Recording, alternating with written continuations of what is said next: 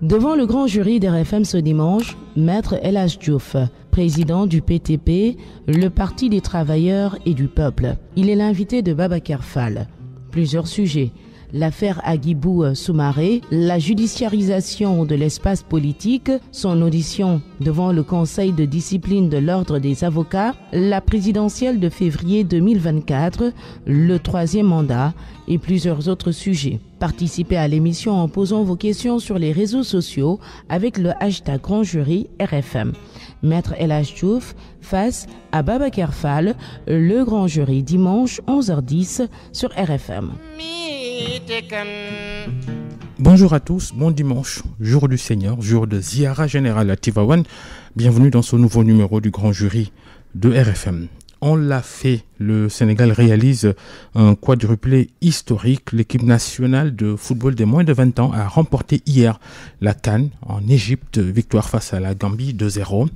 Un nouveau trophée donc après la CAN, le CHAN et la CAN de beach soccer et pourquoi pas la CAN des sourds-muets.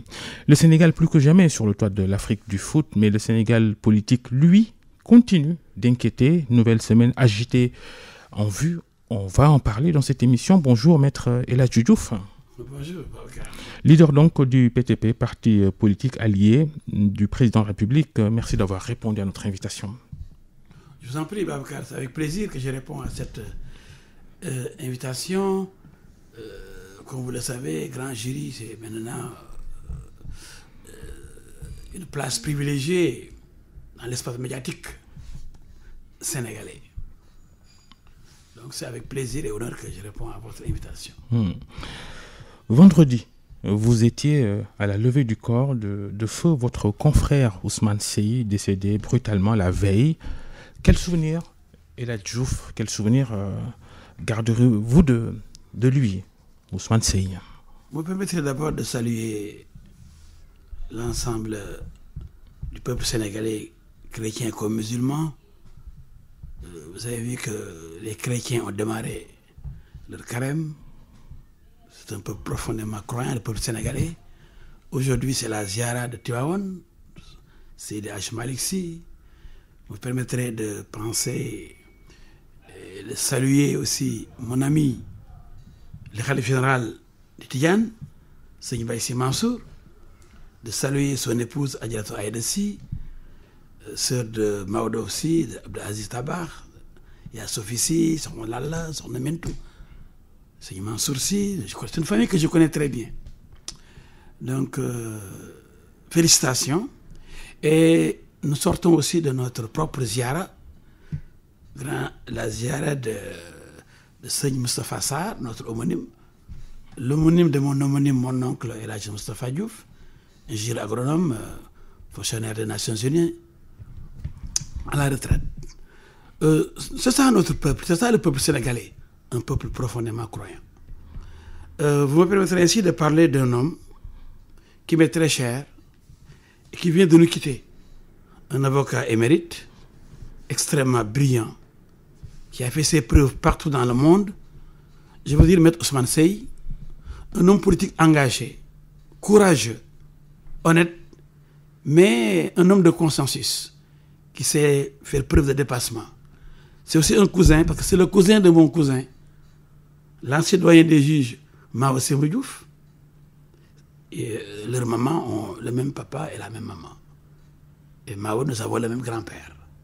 Vous avez vu que Ousmane Seye est un cousin, parce que c'est le cousin de mon cousin. Vraiment, pour tout cela, nous le pleurons, parce que nous avons enregistré une perte immense. Tout le peuple sénégalais a perdu. Que le bon Dieu l'accueille au paradis éternel et que sa famille soit préservée et bien protégée par Allah subhanahu wa ta'ala. Ousmane Seye qui repose désormais au cimetière Baqiya de Touba.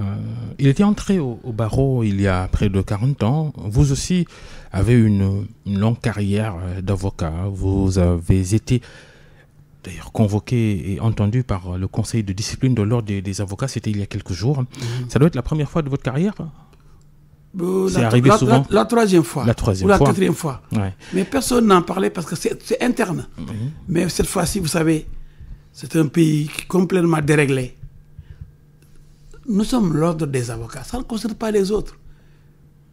Mais on a eu tellement de méchanceté. Je viens de suivre l'émission, là, Rémi Ménage. Si un leader d'un parti souhaite l'enfer à Ousmane Seye, c'est que ce pays-là, il est malade. On a vu des commentaires comme ça sur les réseaux sociaux. Extrêmement grave. Les gens aussi souhaitaient ma radiation. Je les ai suivis sur les réseaux sociaux. C'était extraordinaire. Comme les Sénégalais ont changé. C'est extraordinaire. Lors de ce conseil de discipline auquel vous avez été convoqué, il y a certains de vos confrères, des avocats, qui sont des avocats d'Ousmane Sonko, avec lesquels vous êtes en antagonisme dans certains dossiers. Est-ce que dans leur attitude, vous avez senti des subjectivités de leur part? Voilà, vous me permettrez de remercier l'ensemble du peuple sénégalais par rapport à cette convocation devant le conseil de discipline de l'ordre des avocats. J'ai vu autant des méchancetés, mais j'ai vu surtout une solidarité du peuple sénégalais, dont j'ai été, et je suis toujours, le député, l'avocat. On m'appelle l'avocat du peuple, le député du peuple, l'homme du 23 juin. J'ai fait mes preuves. Mes preuves ne reposent pas sur des attaques, sur des injures, non, mais sur une présence sur le terrain politique. Et j'ai vu des Sénégalais me manifester une solidarité extraordinaire. Mais surtout, j'ai vu le barreau. Plus de 120 avocats ont voulu se constituer pour me défendre. J'ai dit non, parce que la salle ne peut pas contenir ce monde. Finalement, j'ai pris seulement 8 et des avocats qui se sont manifestés spontanément. Bon, il y a eu maître Michel Bass, qui est un frère, maître Soumaré, maître Moustapha Dien, maître Abdou Djali Kane, maître mon grand Clément Brice Benoît, mon jeune frère, maître Seydou Diagne. Donc, ils étaient là. Pour nous, ils étaient 8.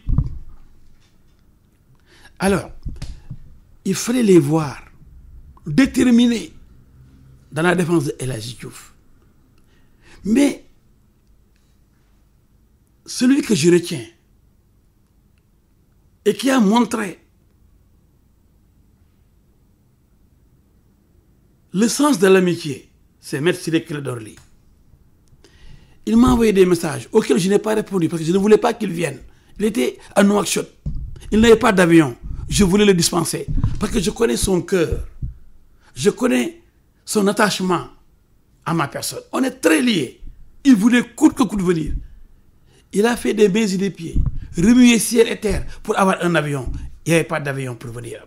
Il a pris la route la nuit, toute la nuit, pour arriver juste avant le début de l'audience. Alors que vous faites face dans certains dossiers, c'est ça? Cela prouve que nous sommes unis. Nous sommes une famille. Et les autres, ils ont fait la même chose que Ciré Clédor Ly? Les autres étaient à Dakar. Je dis mention spéciale à Ciré Clédor. Les gens pensent que si Ciré Clédor défend un client opposé à ma cliente, on doit être des ennemis. Non! C'est comme un match de football, on peut être deux amis. Vous jouez au Diarra, moi je joue à la Jeanne d'Arc. Après le match, on se retrouve pour prendre le thé. C'est ça l'esprit sportif. Les avocats, c'est la famille de la démocratie. C'est la république la plus démocratique. Et je rends un hommage appuyé à mon ami et frère Ciré Clédor Ly. N'oubliez pas que j'ai été le parrain de sa fille aînée. Lorsqu'il l'a donnée en mariage, il m'a donné le titre de parrain. C'est moi qui ai venu donner la main de cette fille-là.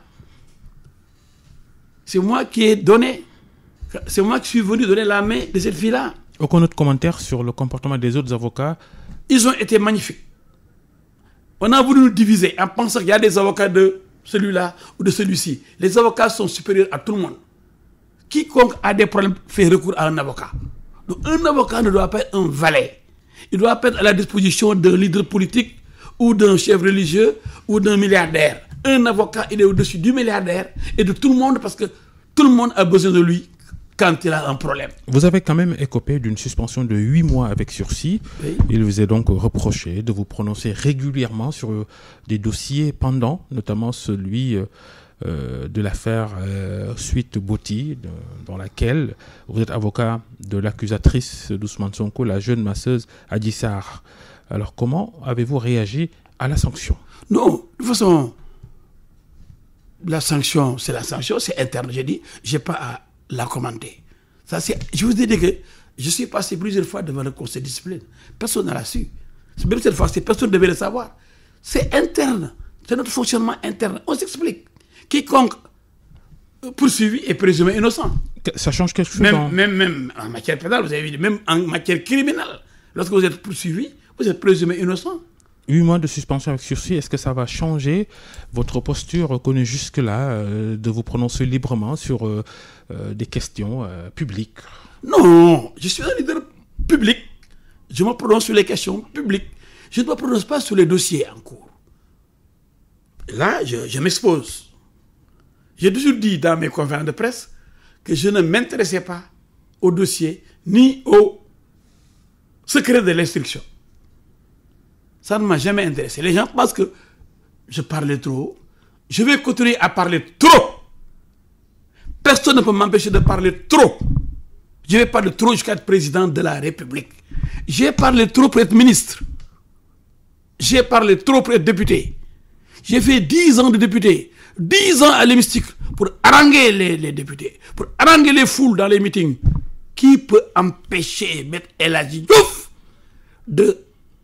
d'organiser des meetings, de s'adresser au public? C'est la réponse que vous avez servi au conseil de discipline de l'ordre des avocats. Non, je ne vais pas vous dévoiler ce que j'ai dit là-bas et ce qu'on s'est dit, mais je dis, c'est l'espace public. Vous êtes excusé devant le conseil de discipline? Je ne dirai rien. Ça ne me concerne pas, ça ne concerne personne. Ça concerne l'ordre des avocats. Ce n'est pas l'espace public, l'ordre des avocats. C'est un ordre. La preuve, la réunion du conseil de discipline s'est tenue à la maison de l'avocat. Personne, même une secrétaire, personne ne peut assister à cette réunion. Aucun autre Sénégalais ne peut, en dehors des avocats, peut assister à cette réunion. Allez-vous continuer à commenter cette affaire Sweet Beauté? Comment? Allez-vous continuer à commenter cette affaire Sweet Je Beauté? n'ai jamais commenté l'affaire Sweet Beauté. J'ai toujours parlé en tant qu'homme politique par rapport à des hommes politiques qui se positionnent par rapport à cette affaire-là. Cette affaire-là, je n'ose pas en parler. Parce que je vais en parler le moment venu. Le moment venu. À la barre du tribunal. Pourquoi il y a des gens qui paniquent? Parce qu'ils me connaissent. Je ne parlerai pas dans le vide. Avant le match, ce n'est pas le match. Après le match, ce n'est pas le match, Babacar. Le match, c'est pendant le match. J'attends le match.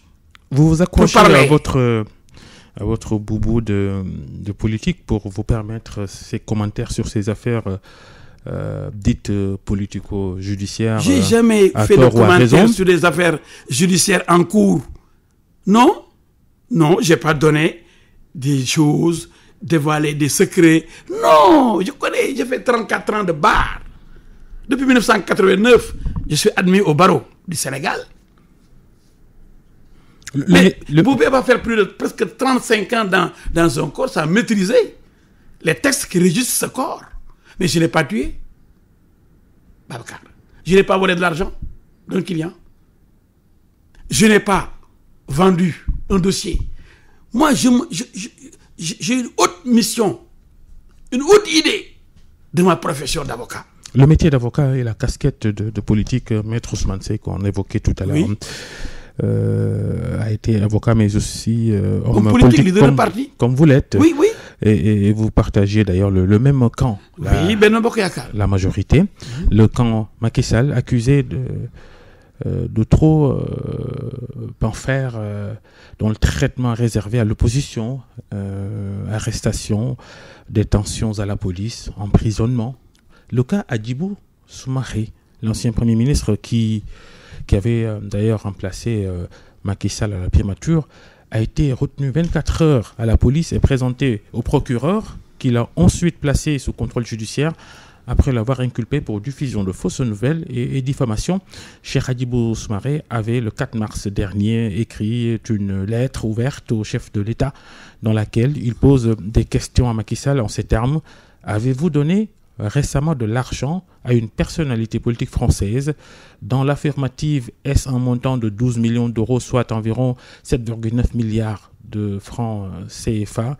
argent d'un pays catalogué pays pauvre très endetté. Allusion à l'opposante d'extrême droite française Marine Le Pen, reçue à Dakar en janvier par le chef de l'État sénégalais. Des questions doivent-elles valoir à Hadjibou Soumaré, à votre avis, des ennuis judiciaires? Vous savez, ce dossier aussi est en cours, donc je ne peux pas en parler. Tout ce que je peux vous dire par rapport à vos commentaires, c'est que nul n'est au-dessus de la loi et que le procureur a l'opportunité des poursuites. Ce n'est pas la presse qui va dire ce que le procureur doit faire. Et contrairement à ce que les gens disent, je trouve que le régime de Macky Sall est trop tolérant par rapport aux dérives qui se succèdent dans ce pays. Des menaces de mort, des appels à l'insurrection, des garça, des je vais le tuer s'il ne me tue pas. Ça n'existe dans aucun pays au monde. Macky tolère trop. Et on dit que oui, il y a la judiciarisation de l'espace politique. C'est faux. Archi faux. Macky, au contraire, a été tellement tolérant, a laissé trop faire que maintenant, le bordel s'installe. Il faut faire vite. Il faut maintenant arrêter le processus de destruction de notre pays.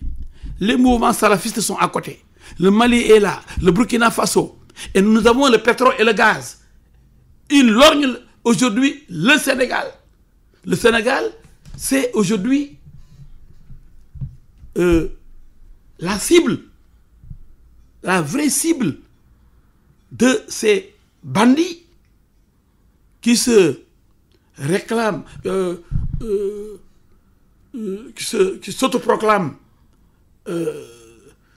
rectificateurs de l'islam, réformateurs de l'islam, et qui sont même contre les confréries. Vous avez vu la lutte contre Touba, contre Tivaouane, contre Ndiassane, et vous avez vu la réaction de tous les chefs religieux qui sont informés, qui sont très informés, les chefs religieux. Ils ont des talibés, des disciples qui viennent de la sous-région, de toute la région, au sud du Sahara. Ils sont tous, que ce soit les Layènes, que ce soit Ndiassane, que ce soit Medina Baye. Quand Cheikh Mahi Niass, je le salue, Ndeysaan, nous sommes de Kaolack, le grand calife de Kaolack dit, Boudé Sagama, Boudé Wahni, Boudé Saga moi développé, Saga ma Baye. Parce que je remercie Macky Sall. Macky Sall a beaucoup fait pour les foyers religieux. Maintenant, ceux qui sont contre les foyers religieux et contre Macky Sall, ils sont là pour détruire ce pays. D'ailleurs, on va en reparler par rapport au troisième mandat. Vous avez vu que même presque tous les chefs religieux souhaitent que Macky Sall reste. Ah, ça, c'est vous. Tout le monde, moi je suis contre le troisième mandat. Mais vous avez vu maintenant, vous avez vu l'engouement ces temps-ci. Parce qu'on est en face de salafistes, on est en face de gens qui veulent détruire ce pays et brûler les mausolées des chefs religieux, détruire les mosquées, empêcher les magal et les gamous. Et on les connaît. Et ils ont un projet, ils l'ont dit. Et un illuminé l'a dit. C'est votre opinion. Vous avez vu cet illuminé-là, ce qu'il a dit. Il dit, notre projet, ce n'est pas seulement d'élire Ousmane Sonko, ça va au-delà. C'est d'empêcher qu'un homme soit l'esclave de notre homme. Est-ce qu'il y a l'esclavage au Sénégal? Le Darwa. Mais il n'y a pas d'esclavage au Sénégal. Mais on sait ce qu'il veut dire. Allez dire au marabout,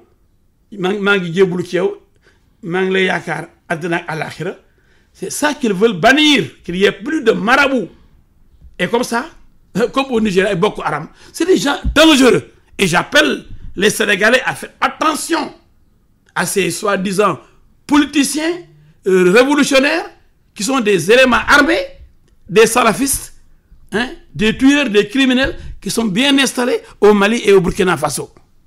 L'affaire Hadjibou Soumaré.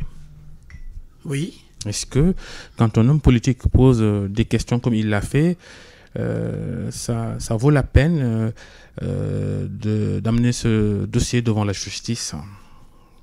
Vous savez, il pose des questions très simples. Le procureur a l'opportunité des poursuites. Je ne veux pas parler du dossier parce que maintenant, il est à l'instruction. S'il n'y avait pas de poursuite, j'aurais pu vraiment développer. Mais ce que je peux dire, en tant qu'homme politique, il faudrait que les hommes politiques partout dans le monde puissent être conséquents et assumer leur position. Un homme politique qui réclame, qui sollicite, qui demande les suffrages de ses concitoyens doit être conséquent. Il n'est pas au-dessus des autres citoyens. Nous sommes tous d'égale dignité. Les hommes politiques comme les autres qui ne font pas de la politique. La loi, elle est impersonnelle et générale. Quiconque viole la loi doit être puni, quel que soit son statut. Les questions même le président de la République. Les questions que Cheikh Hadjibou Soumaré pose, les hommes politiques français ont souvent reçu de l'argent de la part de dirigeants africains. Je dis, même le président de la République n'est pas au-dessus de la loi. Et il peut même juger par la haute cour de justice. Personne n'est au-dessus de la loi. Les rapports d'argent entre les hommes politiques français et les dirigeants africains. Je ne peux pas m'aventurer parce que je n'ai pas vu des dirigeants africains donner de l'argent à des dirigeants européens. Ah si, c'est établi même par la justice française contre Nicolas Sarkozy, entre autres. Il est présumé innocent et il est en procédure. Et je suis juriste. Sarkozy est toujours en procédure. Il ne faut pas condamner les personnes alors que le tribunal n'a pas fait encore son travail. Où est la présomption d'innocence, Babacar? Je suis juriste. C'est pas parce qu'on dit oui, et là, va passer devant le code de discipline que les gens disent oui, il sera radié. Et telle personne va passer devant le tribunal correctionnel, on dit oui, il sera condamné. Telle personne va passer devant telle chambre criminelle ou tel jugement, on dit oui, on veut l'empêcher d'être candidat à la présidentielle. Mais quand même, il faut respecter les institutions, Babacar. Maintenant, s'il y a des dirigeants africains qui donnent de l'argent à des dirigeants européens, mais peut-être ils ont des explications qu'ils doivent donner à leur peuple. Je vous dis une chose. Les peuples n'ont que les dirigeants qu'ils méritent. Si les peuples africains laissent leurs dirigeants faire ce qu'ils veulent, mais c'est parce que les peuples africains ne sont pas encore en mesure de se prendre en charge et d'être là en train de contrôler leurs dirigeants. Vous rejoignez le discours de l'opposition actuelle. Quel discours? Le discours de ces dirigeants africains qui ne mènent pas bien les affaires publiques qu'on leur confie. Mais oui, c'est pourquoi. Oui. Macky Sall est une exception. Macky Sall, c'est actuellement le meilleur président d'Afrique. Cette audience que Macky Sall est le plus tolérant et le plus démocrate. L'audience Macky Sall, Marine Le Pen. Oui. Presque en catimini. La présidence de la République du Sénégal ne l'avait pas annoncé. Aucune autre communication n'a été faite après l'audience, après cette entrevue. Oui. Mais alors, que cachait bien Macky Sall? Il n'a rien caché. Il a reçu une personne qui n'est pas parmi les dirigeants de la France pour qu'officiellement, on annonce publiquement comme si c'était Macron ou le président de l'Assemblée nationale de France. Donc, elle est chef de parti. Elle dirige un parti politique et elle a des millions de Français qui ont voté pour elle. N'oubliez pas qu'à 2 reprises, quand même, cette dame, Marine Le Pen, s'est retrouvée au second tour de l'élection présidentielle avec des dizaines de millions d'électeurs. Donc, si une personne qui dirige une bonne partie de la France, quelle que soit son idéologie par ailleurs, mais qui ne dirige pas la France, demande une audience à un chef d'État, sénégalais, ivoirien, burkinabé, mais cette personne-là doit être reçue. L'État n'est pas là. Vous êtes alors d'accord que Macky Sall reçoive Marine Le Pen, que l'opinion africaine a fini de qualifier de raciste? Mais les racistes sont reçus. Mais au palais, Macky a reçu tout le monde avec le coronavirus. Il y avait parmi les leaders, il y avait des salafistes, il y avait des terroristes, il y avait de l'extrême gauche, il y avait l'extrême droite. Mais tous les leaders ont été reçus. Vous êtes un peu excessif, Maître El Hadji Diouf. Pourquoi? Salafistes, terroristes reçus au palais? Non. Non, je dis, le président n'a pas dit, je vais recevoir seulement ceux qui ne sont pas contre le racisme, ceux qui ne sont pas contre les confréries. Le président a dit, je reçois tout le monde. Aussi bien étrangers que sénégalais, ceux qui veulent être reçus par le président, ils sont reçus. Mais ça dépend. Maintenant, si c'est un officiel français, c'est avec les honneurs et on l'annonce. Le président n'a rien à cacher. C'est pourquoi raconter des histoires après, dire oui, les racistes, on ne devait pas la recevoir, c'est ne pas connaître le fonctionnement d'un État. Mais demain, si Marine Le Pen devient chef de l'État de France, ce sont les Français qui l'auront choisi. Et Elle veut venir au Sénégal. On ne va pas la recevoir? Non, il faut que les gens arrêtent. Si un jour Emmanuel Macron reçoit Ousmane Sonko, ça ne poserait pas problème pour vous. Mais, c'est plus... Prenez Mbalo, c'est comme Mbalo, qui est comme Macron, pourquoi avoir un complexe? Mais il a reçu devant tout le monde Ousmane Sonko, aucune fois de place, c'est quoi? Mais pourquoi ça n'a pas posé de problème? Parce qu'un chef d'État peut recevoir n'importe qui. Pourtant, Ousmane Sonko l'a combattu, a pris fait et cause pour son adversaire politique pendant les élections. Les élections bissau-guinéennes. Oui, mais malgré tout, parce que quelqu'un a fait les démarches pour qu'il le reçoive, maintenant j'ignore les raisons, il n'y a pas de problème. Revenons au sujet sénégalo... Ça ne pose pas de problème. On crée des problèmes là où ils n'existent pas. Revenons au sujet sénégalo-sénégalais, mais toujours à propos des deniers publics. Oui. Les accusations de Bougane Gueye Dany contre Mansour Faye, le puissant ministre des Transports terrestres, des infrastructures et du désenclavement, selon l'opposant et leader du mouvement Gumsebop, le beau-frère du président de la République, Mansour Faye, aurait détourné 98 milliards de francs CFA qui étaient destinés à financer le plan spécial de développement, de l'argent mis dans un compte sans mettre au courant le ministère des Finances. Démenti de l'accusé, convaincu ou pas? Mais très bien convaincu, j'étais ministre, Babacar. Vous ne m'apprenez rien. J'ai occupé les fonctions de ministre de la République de mon pays. J'ai occupé les fonctions de député pendant 10 ans, en train de voter le budget de l'État, de contrôler l'action gouvernementale. Bougane Gueye n'a jamais été député, il n'a jamais été ministre. Il ne connaît même pas le fonctionnement des institutions de la République. Et Mansour Faye a bien répondu, le ministre des Finances a bien répondu. Ça suffit largement parce que le ministre des Finances était bien informé, il a dit. Bougane a dit qu'il n'était même pas informé. Les procédures ont été respectées. Il ne sait pas comment ça se passe. Il n'a qu'à aller faire des cours pour être président demain. Je l'aime bien, mon jeune frère Bougane. Mais l'opposition sénégalaise a des problèmes. Elle ne se forme pas. Pour être un homme d'État, il faut connaître l'État, les rouages de l'État. On en reparle là. Pourquoi je vais être président du Sénégal? Moi, j'étais ministre, député, avocat. Je connais le droit, je connais l'État, je connais le gouvernement. J'ai siégé en Conseil des ministres. J'ai siégé à l'hémicycle. J'ai appris. J'étais avec le gouvernement. Le président Wade, le premier ministre Macky Sall. Avec un petit portefeuille ministre des Oui, c'est pas important. Mais toi, jusqu'à présent, Babacar, tu n'as jamais été ministre. Au moins, il ne faut pas minimiser quand même ceux qui sont là et qui représentent l'État.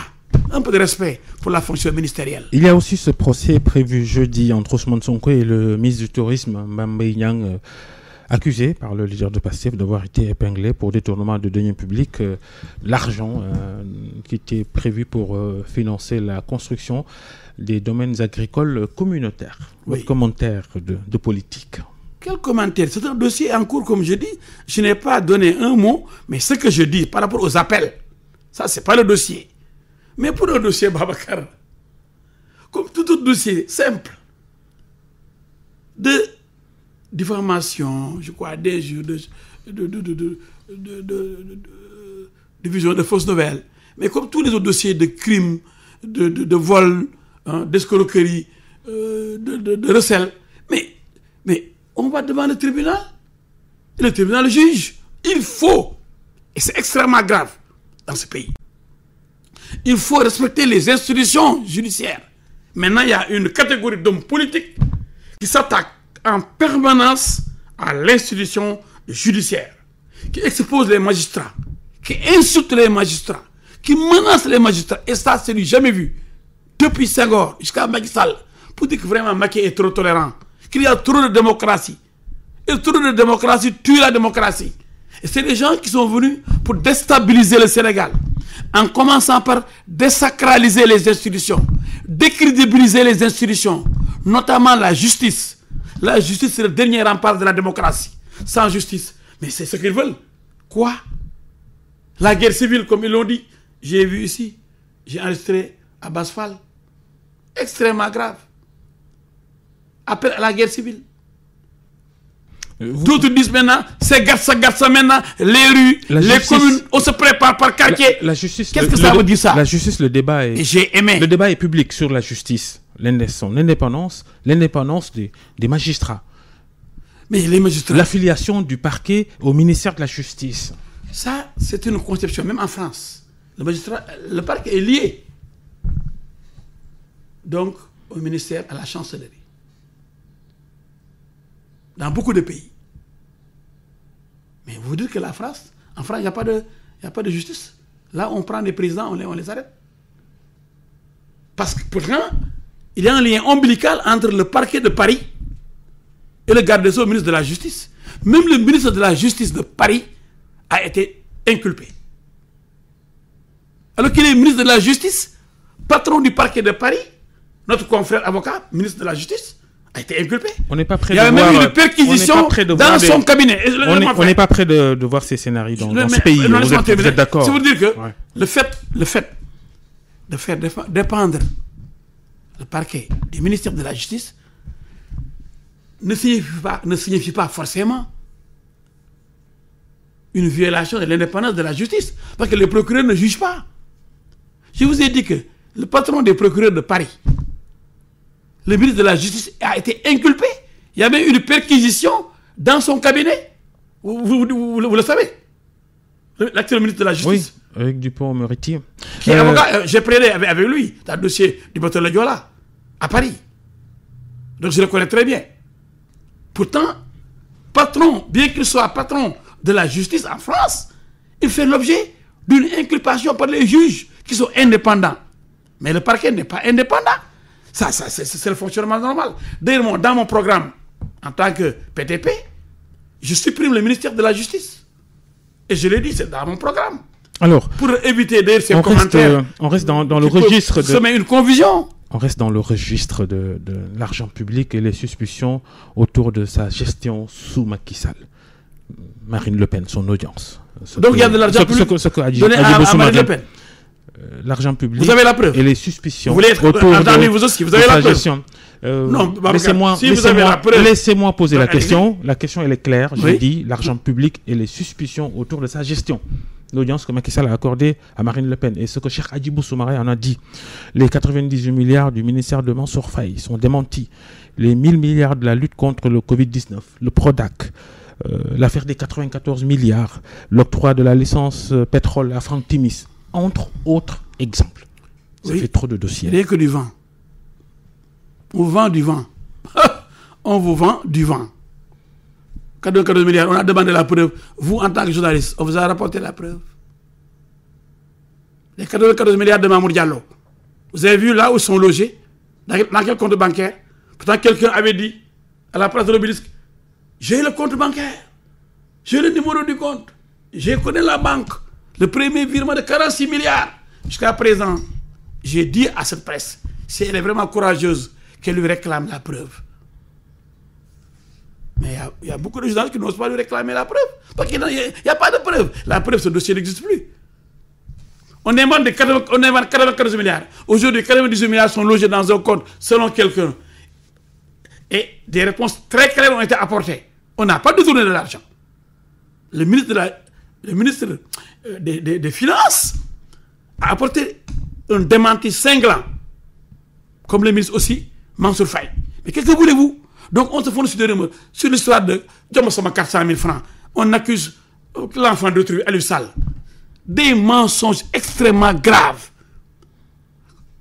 Babacar, depuis quand la BBC s'intéresse-t-elle au Sénégal? Il faut qu'on se pose la question. Si c'était la Gambie, on aurait compris. Parce que la Gambie la BBC a même son siège de ses antennes Afrique à Dakar. Donc, oui, je sais, mais malgré tout, elle ne s'intéresse pas à la vie politique sénégalaise jusqu'à aller au quotidien. Faire partout. Au quotidien. Oui, mais on comme tous les médias. C'est même une correspondante qui était au Nigeria qui a dirigé cette affaire-là. On sait pourquoi. C'est pas ça le problème. C'est pas ça le problème. Donc, c'était faux. Après cette affaire-là aussi, après enquête, le juge Samba Sall l'a mise au frigo, dans les tiroirs. Parce qu'on a sollicité toutes les banques de la place. On n'a pas vu trace de cet argent donné à Aliou Sall. Mais c'est extraordinaire. Comment on ment et on ment. Grave au Sénégal. On sait mentir pour créer le buzz ou pour se positionner comme celui qui défend l'argent des Sénégalais. Mais Macky Sall, C'est lui qui protège l'argent des Sénégalais. Il a rationalisé énormément de dépenses publiques. Il faut demander aux députés. Parce que Macky Sall, c'est un technicien, un ingénieur. Il connaît les chiffres aussi. Pas de 1000 milliards, mais il y a un rapport. Mais qui a installé la Cour des comptes, qui lui a donné les moyens de faire des investigations, qui a rénové la Cour des comptes, qui a donné plus de pouvoir à la Cour des comptes, et même à l'Assemblée nationale, pour le contrôle des politiques publiques, qui a créé l'OFNAC. C'est pas Macky Sall, non? Et on lui reproche de laisser faire. C'est pas vrai. Au contraire. L'invité du grand jury ce dimanche ne permet pas certaines dérives dans la gestion de l'argent public. C'est faux. El Hadj Diouf, avocat et leader du parti politique PTP. On va vers, selon toute vraisemblance, vers une nouvelle semaine de risque d'affrontement. L'une des coalitions de l'opposition, la coalition Yewwi Askan Wi, prévoit de manifester à Dakar après-demain, mardi et peut-être même mercredi, avec ou sans approbation des autorités. Oui, c'est ça encore, voilà, un comportement infantile, puéril, de provocation. Nous sommes en République. N'est-il pas plus simple d'autoriser les manifestations d'opposition? Mais n'est-il pas plus simple de demander l'autorisation? Au lieu de dire garde, comme on donne l'autorisation ou pas, je vais faire ça. Mais quelle est cette façon de faire là? Quel est ce comportement? Hein? Enfantin, puéril. Qu'est-ce que ça veut dire ça? C'est pas citoyen? C'est pas républicain? Où est l'élégance républicaine? Où est la courtoisie républicaine? Ça doit être pour tout le monde. Pour tout le monde. Exécutif. Tout le monde. Comme et opposition. Ils disent partout que oui, le droit de manifester est garanti par la Constitution. Pourquoi donc ils écrivent tous au préfet? Ils ne disent pas ça aux Sénégalais. C'est le préfet qui doit avoir. Maintenant, pour matérialiser ce droit de manifester, il doit avoir les conditions. Il doit avoir la situation. Pour ne pas sacrifier le peuple sénégalais. C'est le rôle aussi du préfet. Sinon, la Constitution aurait dit qui veut manifester, manifeste sans s'adresser au préfet. Il ne faut pas qu'il leurre les Sénégalais. Maintenant, Babacar, pour aller à un procès, est-ce qu'on a besoin de mobiliser le peuple sénégalais en posant sur la table une confrontation en vue? Autorisée ou pas? Pourquoi manifester? Pour aller juste répondre à un procès. Un citoyen normal, ordinaire, est-ce qu'on doit solliciter la guerre, les affrontements, les confrontations pour aller répondre dans une salle qui ne peut pas contenir 200 personnes? Et vous mobilisez pendant 3 jours pour aller à un procès. Les gens là, ils peuvent être dans la salle. Mais regarde, on s'adresse à qui? À des fous ou à des hommes normaux? Est-ce que des milliers de personnes peuvent accompagner Babacar Fall à un procès pour être présent dans la salle qui abrite le procès? La salle ne peut pas contenir 200 personnes. Vous voulez mobiliser Médina, Colobane, Rufisque, Thiès, Ziguinchor, Bignona, Saint-Louis, Bakel. Tout le monde vient et vous allez au procès. Quelle est cette salle d'audience? Quel est ce tribunal pouvoir abriter alors ce procès? Soyons sérieux et respectons la justice. Nous ne devons pas exercer de pression sur la justice. Nous ne devons pas prendre en otage Dame Justice. Mais regardez ce qui s'est passé. Pour un procès en vue, on va brûler la maison de l'avocat El Hadj Diouf. Dans le monde entier, cela n'a jamais existé. Pourquoi? Parce que El Hadj Diouf défend une fille, une dame. Et en face, il y a des gens capables de tuer. Cette dame est aujourd'hui sécurisée par des éléments de la police. On menace de la tuer. Vous avez vu Azoura Fall qui est arrêté, je crois, qui dit, si Issa va au procès, je la tue. Mais regardez-moi ce comportement-là, Babacar. On tue parce qu'on refuse d'aller répondre à Dame Justice. On est prêt à faire tuer. Et plus grave, on dit, si vous mourrez là-bas, vos mères vont enfanter encore. Koudé, ça est de le jurat. Ce pays, je ne reconnais plus, le Sénégal. Quelqu'un ose dire, allez mourir pour moi. Si vous mourrez, vos mamans vont avoir d'autres enfants. Babacar, ce pays a atteint les sommets de la... Je ne sais pas comment qualifier ça. C'est-à-dire de l'inimaginable. L'autre question L'autre question qui attise la tension dans le pays, c'est certainement ce flou que Macky Sall entretient sur son avenir politique. Il ne se prononce toujours pas sur ce qu'il envisage de faire à la prochaine présidentielle. Ah bon, j'ai vu le président Hollande maintenir le suspense, comme le président Sarkozy, jusqu'à 3 mois des élections françaises. Pourquoi vous voulez que Macky Sall, dès sa réélection en 2019, se prononce? Mais comment interprétez-vous... Oui, d'accord. Comment interprétez-vous ce que la Constitution dit et sur les mandats de Macky Sall? Moi, j'en ai toujours parlé.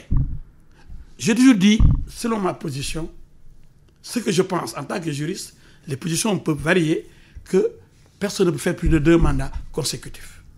Maintenant, vous m'inquiétez, vous de la presse. Vous vous acharnez sur Macky Sall, qui n'a pas encore dit qu'il est candidat, mais vous ne devez pas vous acharner sur celui qui veut brûler ce pays en disant que Macky n'a pas droit à un 3e mandat, en faisant le tour du Sénégal, alors qu'on a l'enregistrement. C'est lui-même qui avait dit, à la veille du référendum, que Macky Sall a le droit de faire un 3e mandat. Il a dit, j'ai la réforme constitutionnelle est votée. Oui, et on l'a voté. Et maintenant, Barthélémy Dias dit, Macky Sall a droit à un 3e mandat. S'il est élu, il va faire son premier mandat de 5 ans. Et l'autre mandat, c'est de 24 à 29. C'est lui qui l'a dit. Mais vous, elle a joué pour lui, mais maintenant, même un peu. Pourquoi les journalistes, quand ils invitent des gens, ils leur disent pas que... Ils leur disent tous les jours. Pardon. Arrêtez de dire n'importe quoi. Non, c'est pas n'importe quoi. Arrêtez de faire le procès des médias. Non, tous les jours, les médias le disent. Par rapport au 3e mandat, pardon. Je suis désolé. Arrêtez. Mais par rapport au 3e mandat, vous dites n'importe quoi. Vous le posez à tous les invités. Vous dites n'importe quoi. Vous dites à tous les invités, vous dites, est-ce que Macky Sall a droit à un 3e mandat? Mais vous ne dites jamais à un invité, est-ce que Ousmane Sonko a le droit de dire dans un premier temps que Macky a droit à un 3e mandat? Il a dit lui et Barthélémy Dias. Et tous les deux font le tour du pays pour dire que Macky, s'il fait un 3e mandat, sera la guerre dans ce pays.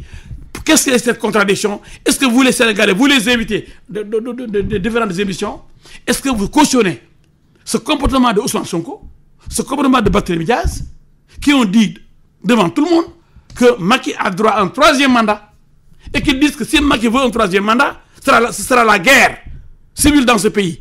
Et quelle grave contradiction! Cette contradiction mérite d'être relevée, Babacar. Je sais que vous êtes pertinent, vous êtes brillant et vous êtes très courageux. Et je vous félicite par rapport à votre comportement, le comportement que vous avez vu quand on a voulu vous insulter, et c'est de tout votre groupe. Et ça, je l'ai marqué. Il ne pouvait pas en être autrement, je vous connais très bien. Donc posez cette question-là aussi. Pour qu'on ne brûle pas ce pays, pour un 3e mandat, on nous dit oui, s'il fait un 3e mandat, on va brûler le pays. Et si Macky Sall se représente, quel serait... Et eux, ils disent que Macky a droit à un 3e mandat. Et ils disent que s'il se présente, on brûle le pays. Et si quelle grave contradiction. Et si Macky Sall se représente à la présidentielle 2024, quel serait votre comportement, vous, son allié, puisque vous êtes opposé au 3e mandat? Écoutez, vous ne pouvez pas le devancer dans ses idées. Macky Sall ne parle même pas de 3e mandat. Pourquoi vous voulez coûte que coûte qu'il en parle, qu'il a dit en parle? Mais celui qui a dit que Macky a droit à un 3e mandat et qui dit qu'il est prêt à brûler ce pays si Macky se présente, donc en se contredisant, vous ne le convoquez pas devant le tribunal de l'histoire pour montrer qu'il n'est pas cohérent et c'est malhonnête de sa part.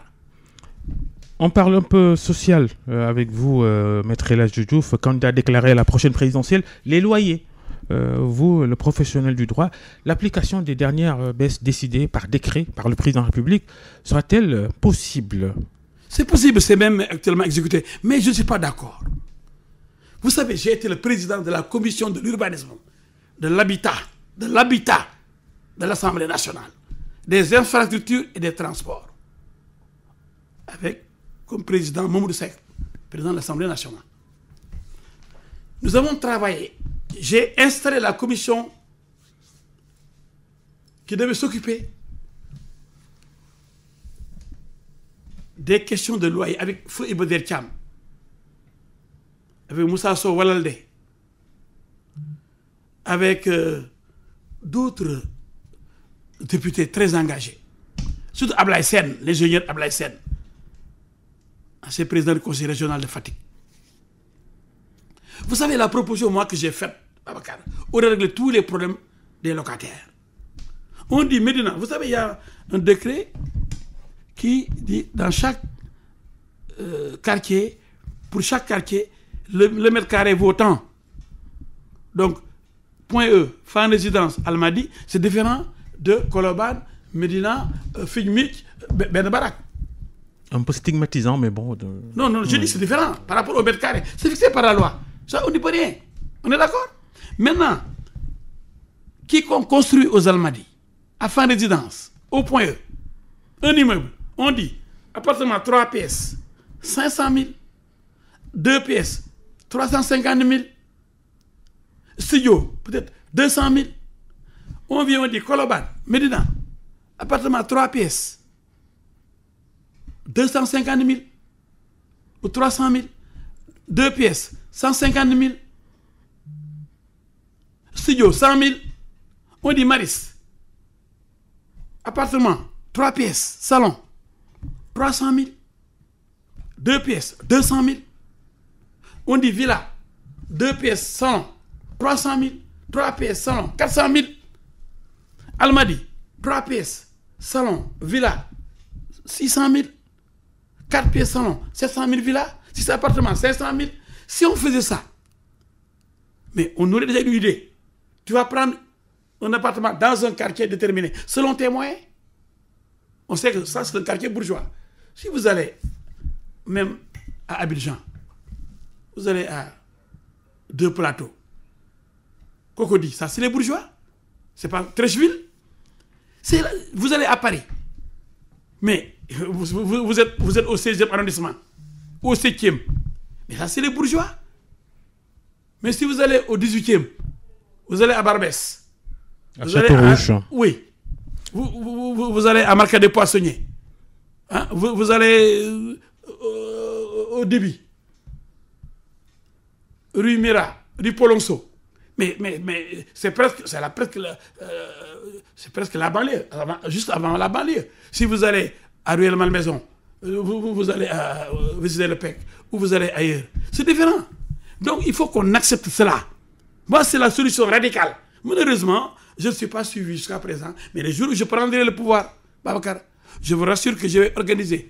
Si j'ai la majorité parlementaire, je vais organiser encore les loyers et les Sénégalais seront édifiés et le loyer va coûter moins cher. Maître El Hadji Diouf, on termine par ça. Le fan de foot et ancien vice-président du Jaraaf de Dakar que vous êtes réagit comment à ce nouveau sacre pour le football sénégalais, ce titre de champion d'Afrique des moins de 20 ans?